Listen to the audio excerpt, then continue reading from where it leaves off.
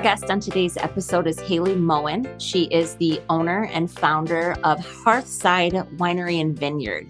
This is a new business in Oaks, in my hometown. And we are so excited about not only this business, but about what it means for the future of our community to have a young, bright mind like Haley return.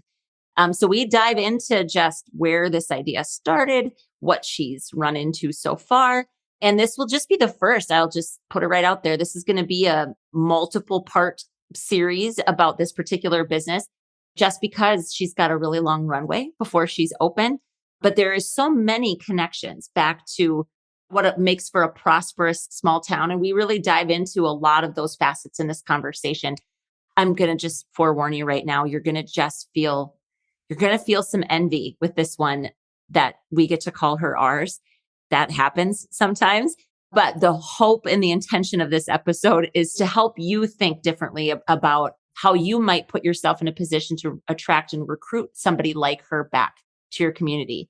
Our youth leave. They do, especially if you don't have a school, if you don't have a higher education institution in your community, often after high school, they leave. And that's okay. I don't get overly worked up about that. The question is, do they know that when they're ready, that there's a place for them back home? And that's some of what we talk about in this amazing chat with Haley Moen. Please enjoy. Well, hi, Haley. Hi. Welcome to the Growing Small Town Show. Thank you. I'm super excited to talk to you. So let's take our listeners back, I don't know, a year? Let's just start at the beginning. When did this idea of moving home and starting a winery and a vineyard, where the hell did this idea come from, Haley? And the other piece of this too, I want to know was Oaks, was your hometown always where you anticipated doing this? Did those ideas come up together, or just kind of, how did you start all of this? So I was near the end of my master's degree at NDSU, and I really had to choose at that point. So just a little bit of background. I did my entire master's degree during COVID. Mm-hmm. And during the entirety of that, I might have talked to 3 people during it. Right. Yeah.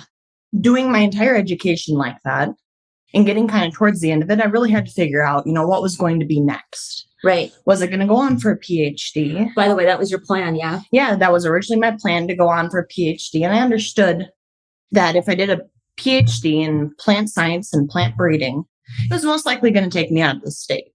Mm-hmm. And that I was probably never coming back to North Dakota. Right. So that was your master's? That was your focus in your master's? Yep. Okay. Yep. So for my master's, it was plant science with an emphasis on plant breeding. And so as I neared the end of my master's, I really started to think, do I want to leave my state? I understand it's going to be another, 5-6 years to finish up a PhD, mm-hmm. and then probably get a job that's in a huge city, because that's where they're available. And then it just kind of sunk in after a while that I'd probably never be coming back. Right. So I kind of started thinking from there, figuring out how do I take the thing that I love, which is plants, agriculture. Right. You are a farm kid. Yep. I'm a farm kid. Right. I am considered a 5th generation farmer. Mm-hmm. And that just kind of sunk into me towards the end, that I was potentially never going to be able to do that side of things. I was going to be stuck in a lab or primarily working behind a computer with the route that I was going. Right. And from there, I kind of just decided, nope, that's not what I truly wanted. Right. But then kind of at NDSU, I had some experience with the horticulture side of things, kind of dealing with what I consider the more fun plants. Right. And from there, I got introduced to just cold tolerant grapes and cold tolerant fruit in North Dakota. And I kind of just started to run with that thought a little bit. It was just this little tiny seed, pretty much, that, it'd be nice to do something like that, maybe someday, way off in the far future. Right. And you were all of 21? Yeah. Well, I was maybe 23. Okay. 23, all right. 20. Yeah. Again, it doesn't so much matter, but it does, in the sense of trying to put this into some perspective for everybody listening to this, right? Yep. Yeah. So, around 23, this was just I'll go get my PhD and I'll work for 5 years. And then as I got a little further, it's okay, I'll go get my PhD and I'll work for 3 years and then I'll go do this. Mm-hmm. And so on and so on. Pretty soon you're maybe I don't really want this. Yeah. And it turned into, I'll go get my PhD. I'll work for 1 year. Right. And then I'll come back home and I'll do this. And at that point, I said, what the hell am I doing? Right. Okay. So I want to pause just for a second here. I love this part because I think you have embraced at a really young age, something that I want to impart just to all people, I swear, is just this, like, you get to change your mind. Yeah. I don't know why or how, but sometimes we're wired. Again, I think it might be that type A kind of hard, overachieving, maybe a little bit of perfectionism, a little bit of control freak. Like, these are not things I'm pinning on you. I'm simply saying, like, I think sometimes there's this setup of, but I said I was going to do this. Right. And then it feels like you're breaking some sort of contract with yourself when all you're doing is being honest. Yeah, well, to be honest, when I had finally decided I wasn't going to do my PhD, I felt like a failure. Of course, this is a plan I had since 10th grade at school that, I was going to reach a PhD in plant science, in plant breeding. And I had pretty much turned my entire life going in that direction. Mm-hmm. So it was hard for me to sit down and decide, I'm not actually doing this. There's something else out there that I want to be doing more. Right. So it took a while to actually just get over the thought process of that you weren't a screw up. I'm not a screw up. I'm not a failure. I'm going home. And I kind of told myself, like, people say go big or go home. And I always say, no, I'm going big and I'm going home. Yes, sister. I love it. I love it so much. And again, I think this is super important because I've met a lot of people in the work that I do. And when you first came back and you were first talking about all this, I was like, this is exactly what all of our communities can have. Now, I think there's things that I think communities have to think about things maybe a little differently to be a place where somebody like you would want to return. And as somebody like you, I simply mean you absolutely could have gotten a PhD. You are smart enough and you are capable enough. And so I think internally for you, it's that constant, like, looking yourself in the mirror and saying, like, you're good enough and you're smart enough and talking to people. Like the Stuart Smalley thing that everyone makes fun of. It's like such a thing because you need to talk yourself through that. Nobody is going to help you overcome that, like, shame, that shamey, weird, gross feeling of like, oh, I'm not doing what I said I was going to do. Like, you have to work through that. So I'm so proud of you. I'm so proud of you for saying, like, you forecast it out. And even just the process of going, okay, I'll do it for 5 years. Okay, maybe 3. Like, you knew something was happening instinctively inside you, that you knew that wasn't the right path. Yep. Okay. But that's still a big gap between going, I don't want to get my PhD and I'm going to come home and do this very complex and challenging business. So tell us a little bit, like, what else was going on? What were some of maybe the confluence of things that happened, right? That make this all work? What were some of those things for you? So one of them was just during school, just being exposed to the horticulture side of things. And then also NDSU had their own small vineyard there as well. It took me a while to even realize that North Dakota grew grapes in the first place. So that was a completely new field. I was working on barley and wheat and stuff that kind of North Dakota is known for. Traditional. Yeah. So to hear something as non-traditional as a fruit crop being grown quite successfully in the state, it piqued my interest. But, I was a bit more methodical when I ended up picking out a vineyard. When I sat down and tried to figure this out, I'm like, okay, I want to grow a crop and I want to make something out of it. Right. And so I had visited a couple places. I visited Carlos Creek Winery, and I had also visited Cottonwood Cider House in North Dakota. Yeah. They've been on our podcast before. Cottonwood has. Oh, so cool. I absolutely adored their place. And I think for them, it was like going there really instilled to me that you could do something like this. Mm-hmm. That, they're obviously from a farm and they kind of just decided we're going to plant a ton of apple trees. Right. They were a traditional, when she and her husband took it over, it had been a traditional farm, but then when they got it, all of the equipment had been sold off, right? It was traditional in the sense of like growing row crops. Yeah. Kind of a thing, right? They no longer had the equipment, the same kind of a thing, right? They just had this desire, like, we want to grow something and make something with it, which is so cool. And then the other side of thing, I also wanted to kind of have the aspect of bringing people together and enjoying something that I've made kind of in one place. So that kind of narrowed it down to, a brewery, but I didn't really like beer. So I wasn't going to do that. I would have approved of that too, just so you know. A cider house to be able to do kind of the same thing that the Cottonwood Cider House or a winery. Right. And I sat down and I did feasibility studies on all three of these things to figure out, what would work, and specifically what would work in Oaks, North Dakota. Because I knew if I was going to start anything that resembled a farming operation, I was going to need help. A lot of help. So then, which transitioned to, I checked off the box. Didn't want to do a brewery. Didn't quite want to do a cider, but I had just enough experience with grapes and vineyards to be fairly comfortable delving into that subject. So I looked into it. I looked into my market area and stuff like that for the, if I could get people to travel to Oaks, how did you figure that out, Haley? Can you share just a little bit about that? Because you had a really cool process. And again, so wise beyond your years. But I will say, so we'll do a lot of these discussions, right? Just start. I say that a lot. Just start something. Your thing isn't something that you just start. Your thing that you're purchasing land and you're putting up a big building and you're physically planting a crop. Feasibility is a really critical part to make a decision to do this. So what were some of the things that you did to help you determine, would people travel? How much wine is consumed? We talked about all these things. If you'd share even just a little bit about how you approach that, because it was really smart. Yeah. So, one of the first things I needed to figure out is, what part of the population is considered frequent wine drinkers. And that's considered, a bottle a month. I'm laughing because I'm I think it's put up a picture of Rebecca. I'm there it is. There she is, your wine drinker. But it's important. And that came down into 1 in 3 people are considered frequent wine drinkers. Yeah. So which is kind of astounding. Yeah. Right? There's a lot of people that drink a lot of wine. And a lot of us do it at home where nobody sees it. Therefore, you wouldn't necessarily know. So I kind of took that static percentage there and I started applying it to the area and said, okay. And I started looking at how far people would travel for a day trip. Right. And it'd be about 100 miles is how far someone would go to visit something in a day and then drive back home. Right. So I took a big radius, 100-mile radius around Oaks. That gets you almost to Fargo. Almost to Fargo, just short of it. Yep.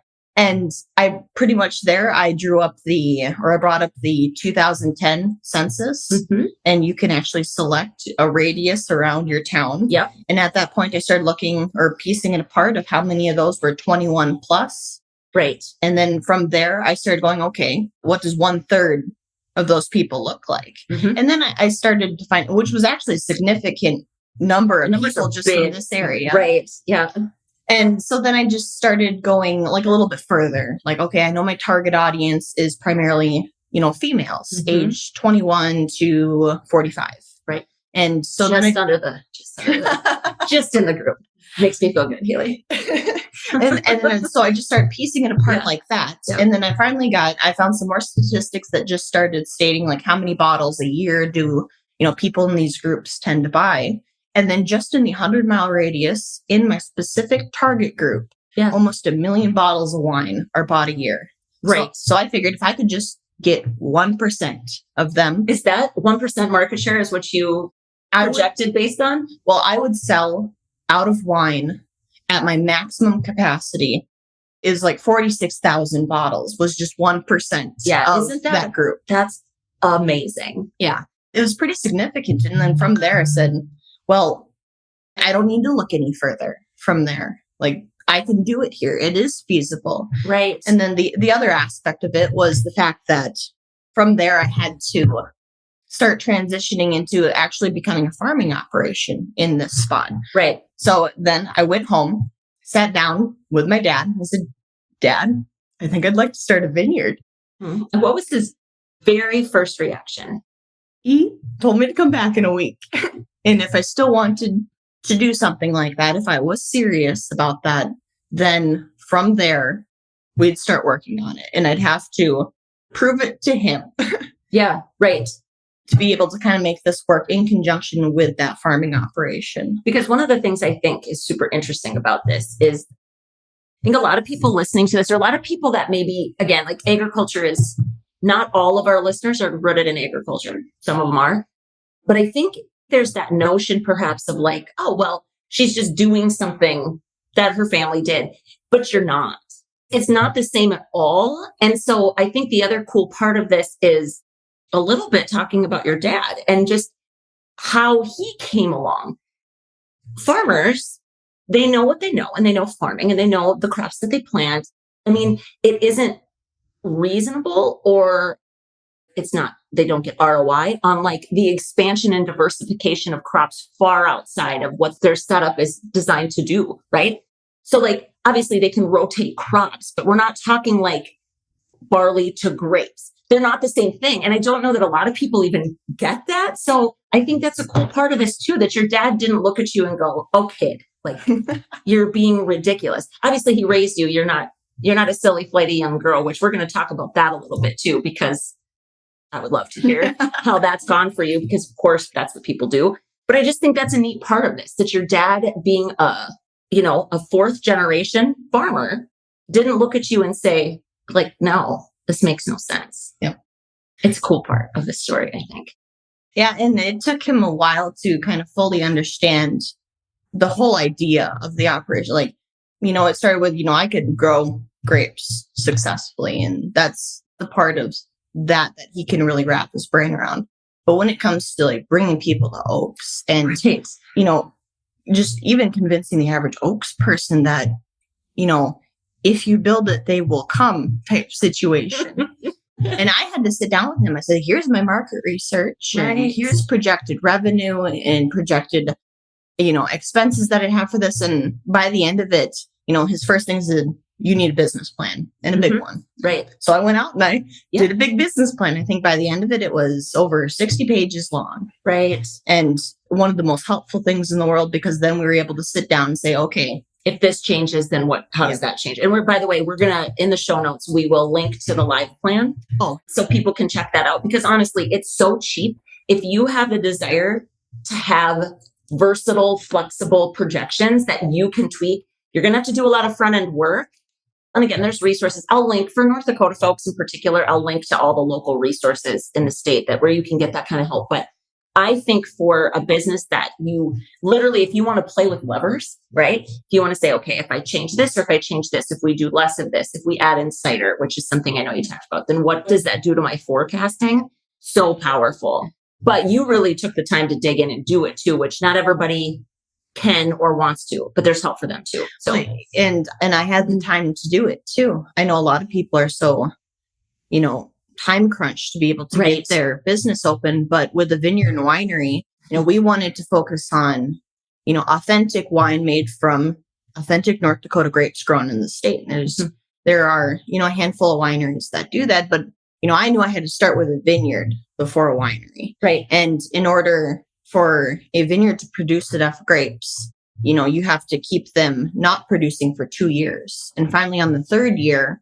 you get a half harvest. So I understood that, I have a very long runway here to get this going. So I said, if this, I kind of call it Tetris, but all the blocks are falling at once. Right. Yeah. I have all the time in the world right now to turn them and match them up so that when they all land, it's a straight line. Right. Yeah. That's a great example. That's a great analogy.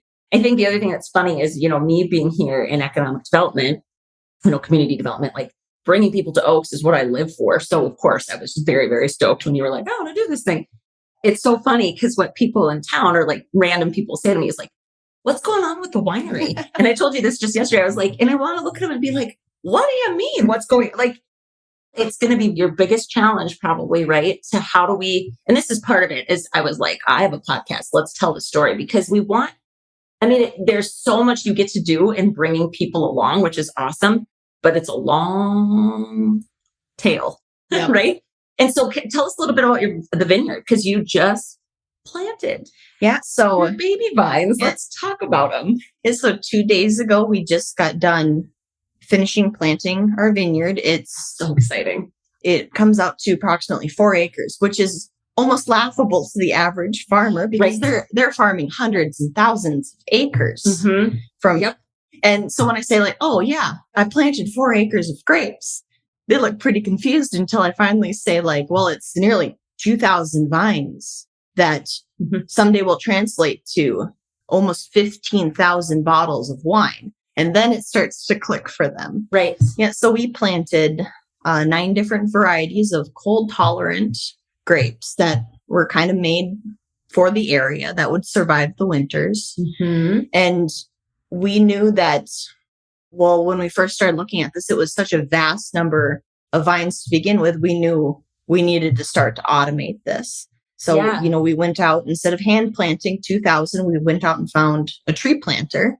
And so we were able to use a tree planter just pulled behind a tractor to be able to plant our entire vineyard, which worked really well. It still took us 3 days and 4 people to get it done. Right. But, we were pretty proud by the end. Yeah. Well, and I think too, I would love to ask, like, another thing that you've done, which you've done really beautifully and very smartly, I'll just say, is that you've intentionally networked already within, like, if there were any existing channels, which there are in the state of North Dakota. There's a Grape Growers Association. There's another winery groups and grape growers groups. And you've inserted yourself into these groups to try to build connections and build relationships. Super important.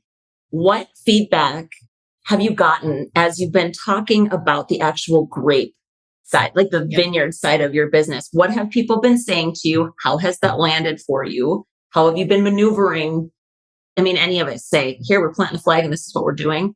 It's visible. Everyone can see it, which means everybody has a freaking opinion about it. Oh, yeah. And that can be really hard. And you're young, Haley, and you're a female. And again, that's not a thing, except you're in agriculture. So it is a thing, unfortunately, right?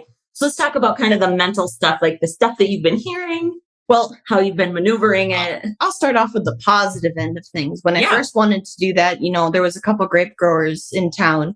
And, I'm like, I got to get out and talk to these people. And they have been just, for the most part, like just wonderful sources of knowledge that have allowed me to get hands-on experience. It's really cool. But talking a bit more in the abstract, that people aren't from the immediate area, but still grow grapes. I've really struggled a bit because, a lot of them have said things along the lines of, well, you can't plant that many grapes at one time. You can't actually take care of that large of a vineyard at once. That's a lot of work.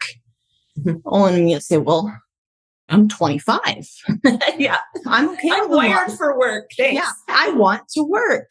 Right. And just some of the other things that I've been told is, since I'm doing a vineyard and a winery is, one of the biggest things that someone told me was, you can't be a good vineyard and a good winery. You can be one or the other. Right. And it was a short conversation with that person. And I just essentially, by the end of that phone call, I was just kind of aghast. Right. That you would even say aghast is a really sweet word. That's like not on my brain. I'm just like, But again, so early on when you came to me, we talked about this and I said, like, you're going to have a lot of people that say a lot of things.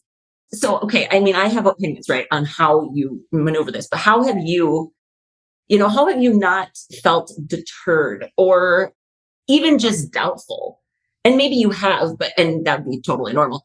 What are you doing to keep yourself grounded, stuck on the mission, focused on your purpose, all of those things that we all have to do if we're going to do anything of any scale at all, right? Well, I would almost go as far as like, I'm pretty much a dog with a bone when I get on something that I really, really enjoy.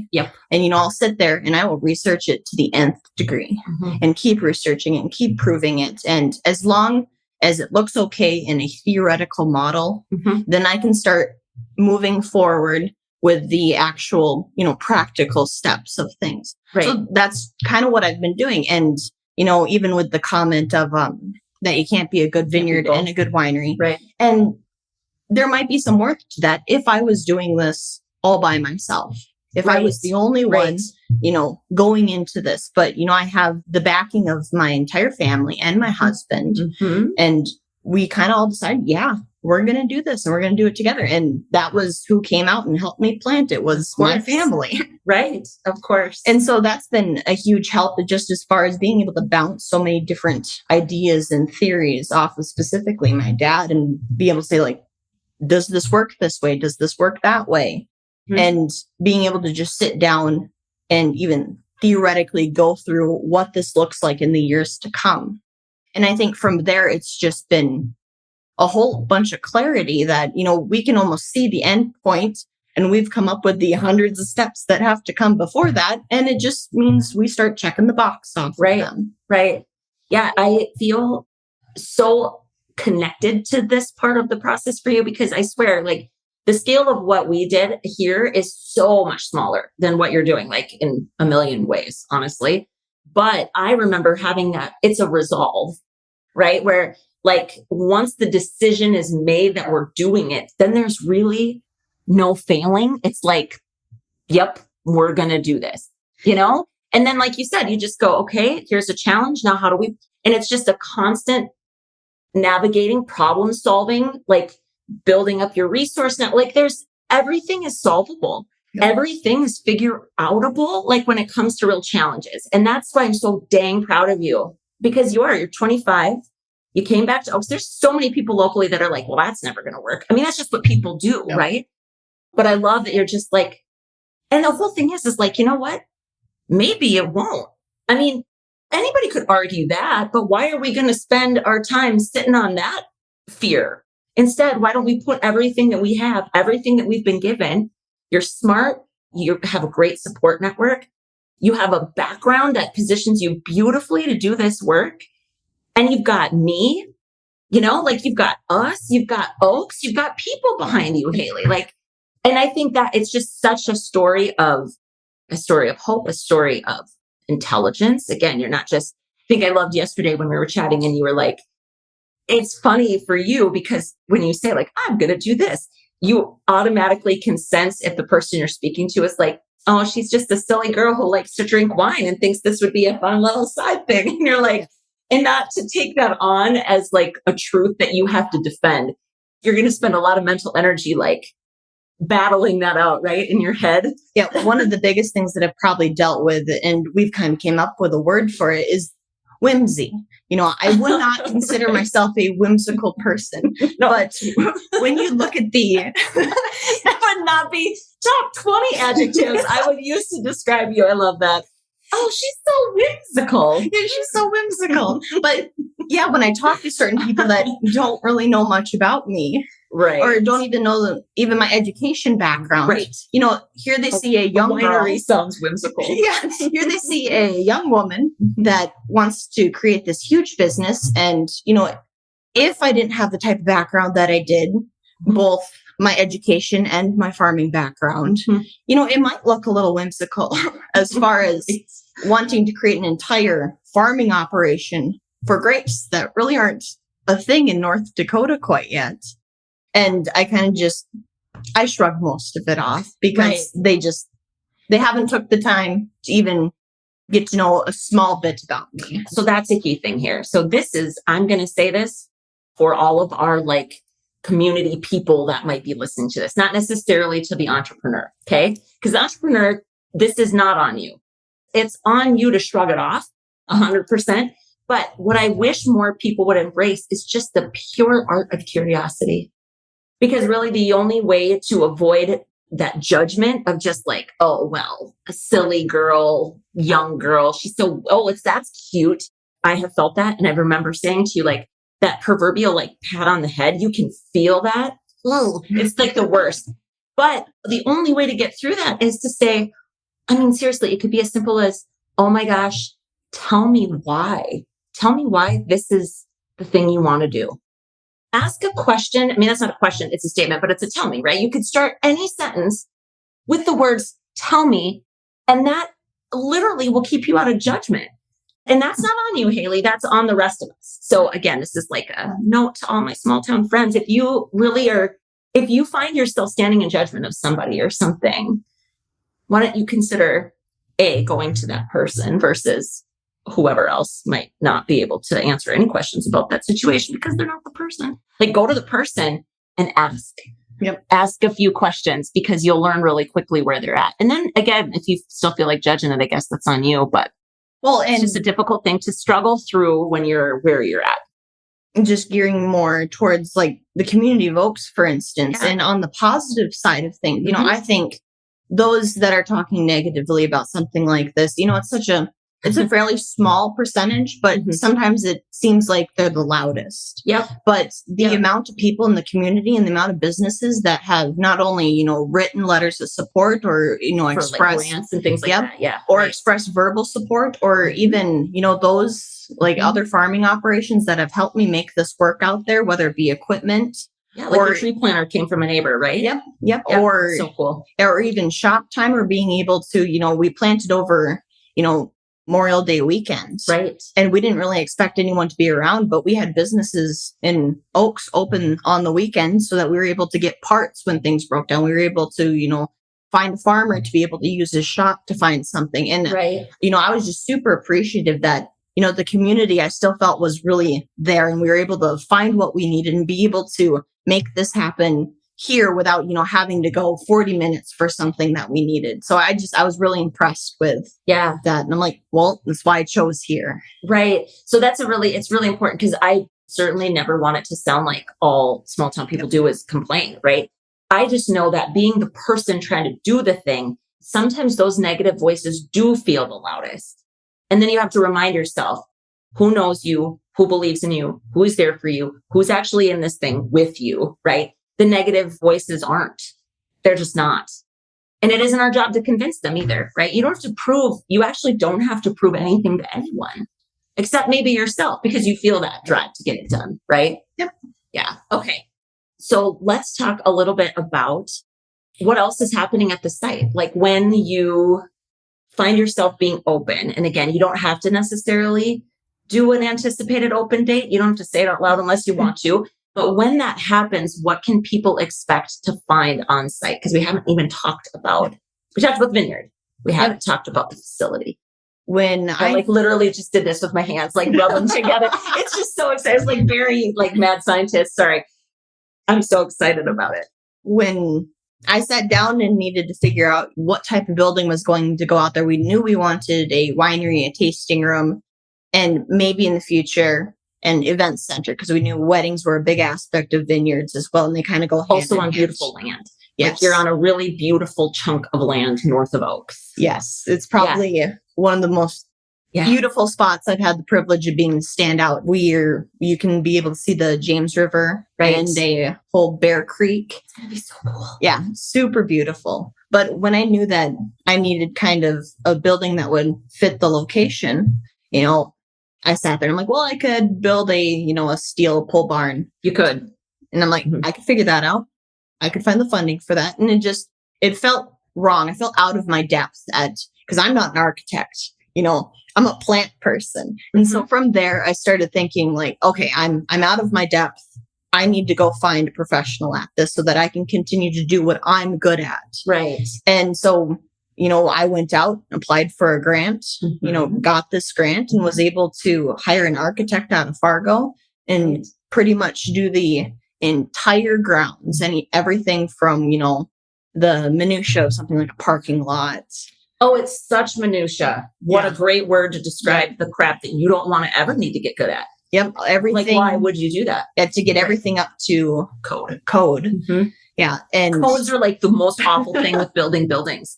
People don't realize that. Yeah. But and the more I looked into doing that myself, I knew there was no way I was going to be able to do it as well as a trained professional. So I knew I needed to go find funding to be able to get something like that done. Right. So I went out and found funding. Right. And, here actually tomorrow I have one of my first meetings with the architect and he's going to have a whole bunch of drawings and visual. So fun. Yeah. So I'll be really happy to share those on social media when the time comes and just kind of give people something that seems tangible out there. Right. Because I can see everything in my head. Yeah. I say a lot of times, well, can't you just see it? And they go, nope. and that's okay. They don't need to yet. Exactly. So it will be really exciting just to have some visual renderings of what that site will look like out there. Mm-hmm. And we're really excited to be able to, phase a lot of this in all the way to something like an event center where we can have anything from weddings to reunions to just parties and stuff like that out at that location as well. Right. It's so dang exciting. And by the way, again, for our listeners, going out and finding funding, that's a phrase that is going to trigger a lot of people, right? Like, well, how do I find funding? Okay, well, first of all, I just want to be really clear about this because I know what funding Haley sourced here. It is specific to North Dakota, for one, and is specific to people that are value-added egg producers. So it's a really specific, narrow target of funding. And I know how hard it is to start and to be like, where am I going to get capital? That's a whole conversation for another podcast, right? It's a big challenge for people that are starting up. But the other thing too is that grants are not guaranteed. I want people to hear that. Like, you can work really, really hard, put a grant proposal together and not get it. And it's not because you didn't do it well. It's not because you weren't thorough.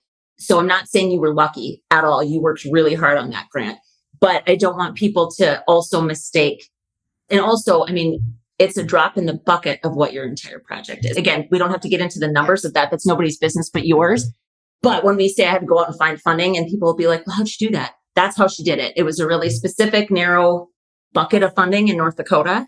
Well, and luckily that something like a winery, when you're growing your own grapes as well, fits so well into exactly what value-added agriculture is in the state. And I think it's a great thing to get more people into, of, you know, taking a product from North Dakota and making something out of it that is purely North Dakotan, and then going from there. I love that. And I also remember you talking just about high value crops and how different that is in the mindset, right? Because again, you're looking at smaller acreage, but that could be, and let's talk about this for just a quick second as we kind of wrap this part of our conversation. But you've talked about, like, that could be a way that our farm kids that have such a love of the land can get back into farming, and it won't look traditional, but that's okay. So, I mean, is that still kind of a core premise that you have for what, like, the future of, 20 years down the road, like what agriculture looks like in North Dakota?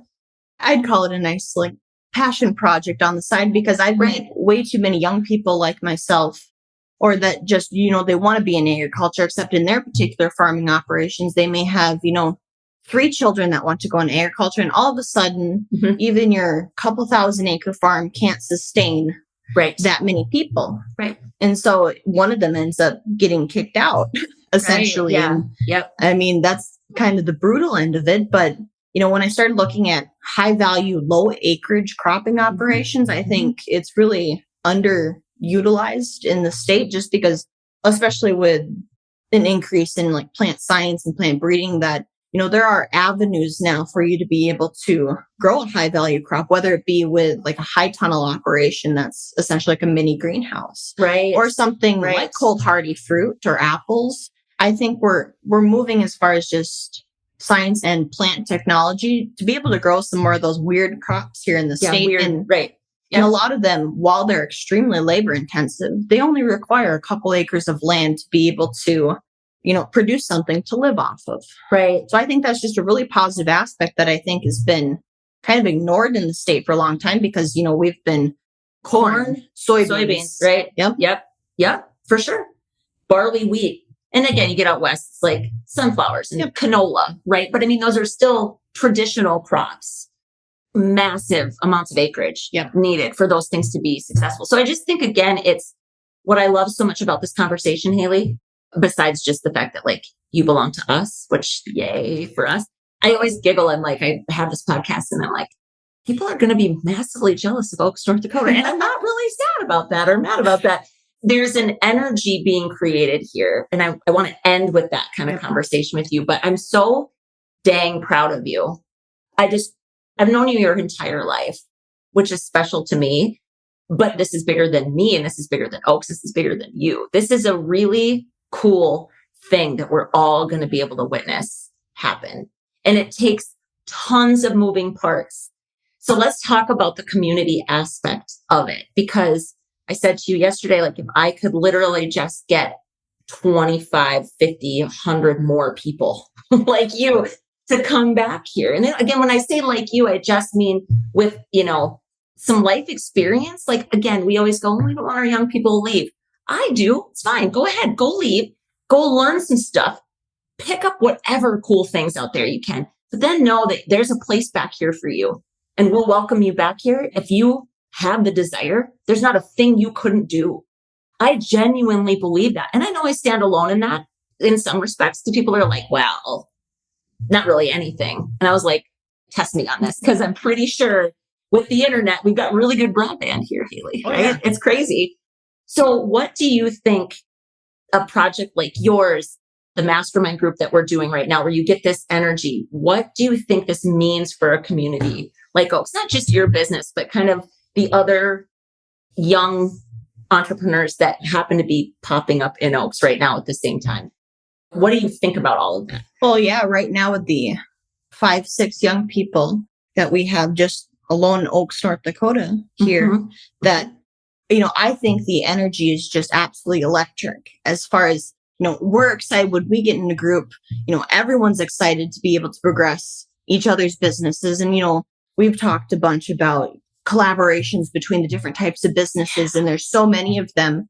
And then I think from there, we have this deep need to get the rest of our community excited as well. We want you to know what's going on. We want you to be happy for us because, while we're figuring out all the inner workings, at the end of the day, you're getting a vineyard and winery. And right. I'm happy to do that for the community. And I want to be able to provide the community with a place to be able to go enjoy the outdoors, to be able to go enjoy something that you don't think would ever be in Oaks, North Dakota. And so I think just from that, it's just, we'd like our community to get just excited. And I'm beginning to see that as I talk to more people and communicate with more people. It's like when it finally clicks for them and you can just see their eyes light up and pretty much they understand that this could potentially be really big for our community and draw lots of people in and really create more community. Right. I think the other thing too, and this was something I learned. And again, so this isn't about me, but it's when I hear you say things, I'm like, oh, I remember that feeling, right? It's also realizing that a lot of people, actually, I think it happens in small towns potentially because we're a little more insular. Like if we're not leaving the community and kind of experiencing things outside of the four walls of Oaks, then these new ideas that we try to bring back here are really, truly foreign to people, right? And so we have to be willing to show people, like we can try to explain it early, bring them along, show them all the ways, tell them what we're doing.